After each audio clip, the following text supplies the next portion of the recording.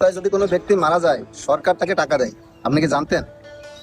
জানে না বলেই সরকারের ফান্ডে কোটি কোটি টাকা পড়ে আছে, কেউ নেয়ার লোক নেই। যদি কোনো ব্যক্তি সড়ক দুর্ঘটনার কারণে মৃত্যুবরণ করে সরকার তাকে 5 লক্ষ টাকা দেয়। কেউ গুরুতরভাবে জখম হয়ে থাকলে তাকে 3 লক্ষ টাকা দেয়, আর সাধারণভাবে জখম হয়ে থাকলে তাকে 1 লক্ষ টাকা পর্যন্ত দেয়। আসল সমস্যা হলো কোথা থেকে এই টাকাটা নেবেন, কোথায় আবেদন করবেন এবং আবেদন করতে কি কি কাগজ লাগে, এই বিষয়টি আমরা জানি না।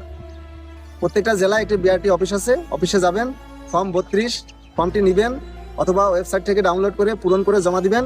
কাগজপত্র যদি কোনো জিডি করে থাকেন অথবা মামলা করে থাকেন এই দুর্ঘটনার বিষয়ে, সেই কাগজ লাগবে।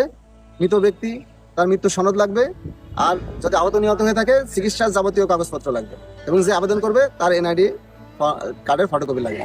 এই বিষয়টি এইগুলো যদি আপনি জমা দিতে পারেন, ট্রাস্টি বোর্ড এই বিষয়টা নিয়ে আলোচনা করবে। যদি যুক্তিসঙ্গত মনে হয় তাহলে যে আবেদন করবে আবেদনকারীর অ্যাকাউন্টে কিন্তু টাকাটা চলে যাবে। এই ভিডিও একটু বেশি বেশি শেয়ার করে দিবেন যাতে সবাই বিষয়টি জানতে পারে।